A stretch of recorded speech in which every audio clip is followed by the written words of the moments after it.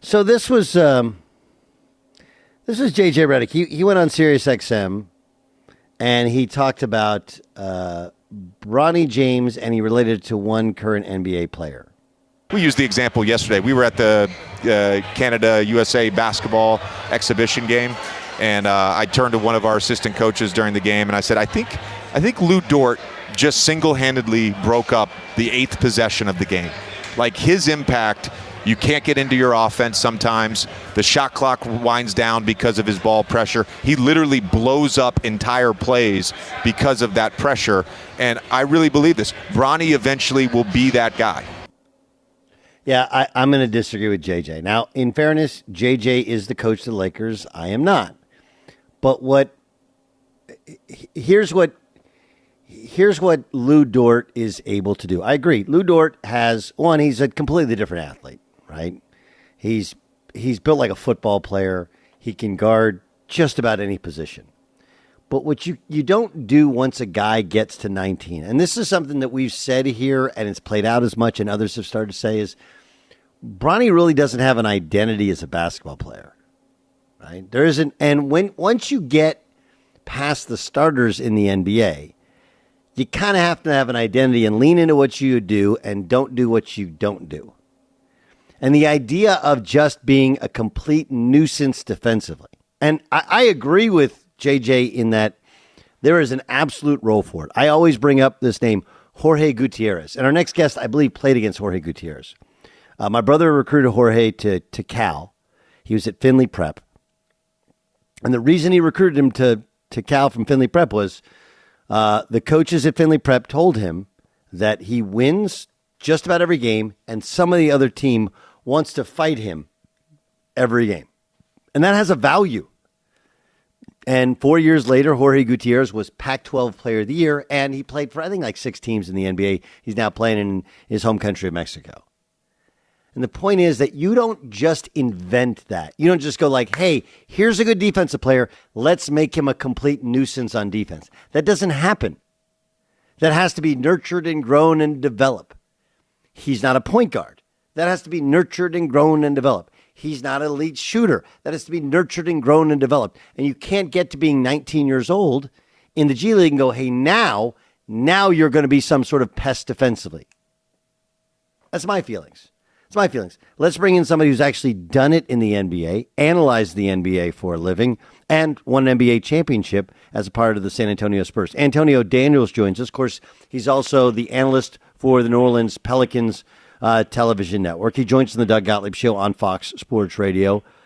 Where are you on the idea that you can make Bronny into some sort of defensive menace? I don't think you can make him a defensive menace. I understand what JJ Reddick was trying to say. We talked about this on my Sirius XM show today. And, we always say, comparison is a thief of joy.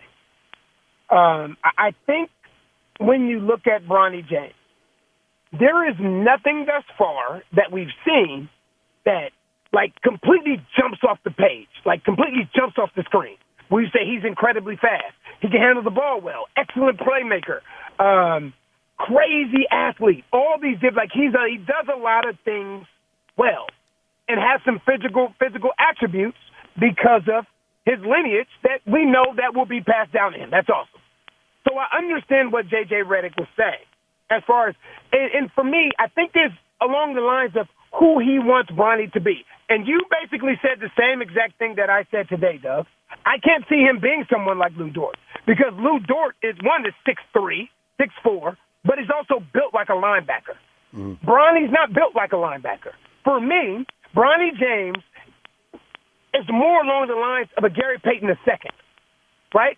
Someone who's smaller, doesn't have a clear-cut, defined position, but has the ability to be really good defensively. I agree, but Lou Dort is not. Let me just interject, okay? Because it's a great comp, right? Son of a great player who not as big because GP2 is not nearly as big as his dad. He's not really built like his dad, but he has unbelievable defensive instincts. I will tell you though that what's interesting is my brother coached GP2 in college at Oregon State. And he's like, look, dude, that guy just makes plays. Like, he's not a great shooter, but he's an unbelievable finisher, competitor. He just makes plays. And anyway, the point is that GP2 is literally the same player or person he was in college. And he wasn't a very good junior college player, by the way. He wasn't a great high school player. But but his last year at Oregon State, when they went to the first NCAA tournament in 25 years since his dad was in there, he just is a playmaker. And my point is, like, we keep trying to say Bronny's this, Bronny's that. Like, the way in which Bronny plays for the most part is how he's always played. He's always played off the basketball. He's always played really well as a teammate. He's always shot open shots. He's always been pretty good defensively. But there's nothing that stands out that he does that's elite. And we're trying to make him elite at something that he's never really been elite at. Well, I think saying that's like, I understand what you're saying, Doug, but it's also another side of seeing something potential-wise. Like, just because a guy's really good defensively doesn't mean that he can't become elite defensively. Sure. We see guys that are like, they're good shooters, and you tell yourself, like, gosh, all the mechanics are in place. He has the potential to be a great shooter or an elite shooter, even though he's not there yet. So, again, I'm not with the comparing to Lou Dort, because that's different. Lou Dort's physicality, to me, sets him apart. And I think JJ was correct in his assessment of Lou Dort. But I think with Bronny James, the fact that he is a two-guard in a point guard's body means that there has to be another area that you have to look at and say, he has to be really, really good in this area. And I think defensive instincts is something that if you watch Bronny play in high school, that you saw some of that stand out. That has stood out. It doesn't mean that he's going to be elite defensively, but that has stood out to me more than anything else as far as something that has the ability to transfer to the next level. Antonio Dan is our guest here on the Doug Gottlieb Show on Fox Sports Radio. What does the rest of the league, and I know you can't speak for everybody in the rest of the league, but you have a show on Sirius XM. Mm-hmm. You know everybody in Vegas. What does the rest of the league think of how this looks for the organization? I would think right now it's a wait and see. So the question that we asked today, Doug, the question that we opened our SiriusXM show with today was, is Bronny James an NBA basketball player? And basically we discussed it and took calls on it.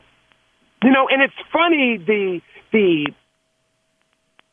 thoughts out there about Bronny James, because it's amazing to me how there are other guys that were drafted ahead of Bronny James that aren't playing well at all, but you don't doubt or question whether or not those particular players are NBA basketball players. Alex Sarr was supposed to be the number 1 overall pick in the draft, went 0-15 yesterday. Nobody's talking about it. Nobody's discussing it. Like, look at it. Look at his percentages. Look at his numbers throughout the course of Summer League. Look at Alex Sarr, who was supposed to be the number 1 overall pick and ended up going second. Look at his percentages throughout summer. But no one's questioning whether or not that young man is an NBA basketball player or not. And it's because we're in different – this is historic because we've never discussed a number 55 overall pick like this. But the thing that we have to remember is this is a number 55 overall pick. That's it. It's almost like people are putting the pressure on Bronny to be his dad off the jump. It ain't happening. It ain't happening. People are saying, Bronny took a spot from this person and Bronny took a spot from that person. You can go throughout the first round. There are guys that were drafted that average 3 points a game in the first round, right? But everybody's so focused on Bronny James for some reason. And I know the reason. We both know the reason. It's because of who his father is. And I think it's unfair. I really do. I think it's unfair for myself or anyone else to make an assessment on Bronny James after 4 or 5 Summer League basketball games. Because the thing that we both seen, Doug, we've seen guys ball out in Summer League and struggle during the regular season. And then we've seen guys struggle during Summer League and ball out during the regular season. So I just don't think it's fair to make that assessment about a player this young into his NBA career this early. I would agree with my counter would be I saw him his senior year in high school, and there was just nothing there to go. This is a dude, right? But he's a McDonald's All-American, though. He shouldn't have been. He was a McDonald's All-American the same reason he got drafted, Antonio. Like, he wasn't one of the 10 best. Antonio, I lived in Southern California. I went to his high school games. It wasn't close. Okay? You go back. They played Sherman Oaks, Notre Dame 4 times, lost all 4 times. He was not one of the 5 best players on the floor at any point in time. It's not close. It wasn't close. He wasn't one of the 10 best players in his high school league, in the Mission League. Okay? I'm sure you know Clint Parks. Feel free, ask him. He's Clint Parks, the workout guy. He's Kawhi's workout guy. Uh-huh. Ask him. Uh-huh. He coached in the league. Like, I went to the games. And then this year at USC, if he's an NBA player and Andy Enfield is barely playing him and they stink, then Andy Enfield has to be the dumbest human being of all time. And Andy Enfield is not a dumb human being. And the more he played him, the less they won. But you're going to get different perceptions from different people. Because there are certain people that will say, you know what? He wasn't this. And there are other people that say he 100% was this. So basically, we're basically saying the same thing. The jury is still out. The jury is still out. Because there are other guys I can ask you right now, is it safe to say this guy is a quote-unquote NBA player? Or is this guy... The thing I said about Bronny today, is he rotation ready? 100% he's not. But is he an NBA basketball player? By title? Yes. Because by title, what that means is you get drafted and you sign a guaranteed contract. He's done that.